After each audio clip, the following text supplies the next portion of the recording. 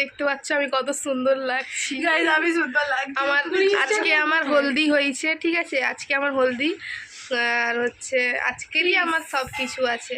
আর হলদির জন্য শুধু দুজন আছে আমার, ঠিক আছে, ওরা দুজন মিলে আমার হলদি শেষ করেছে। এই যে এ আর এ 3 পেতনি হয়ে গেছি আমরা এখন। আর এই যে হলদিটার আমার এটা আছে হলদি, ঠিক আছে।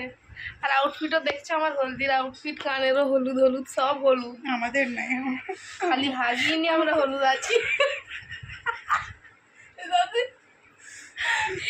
ইউটিউবে না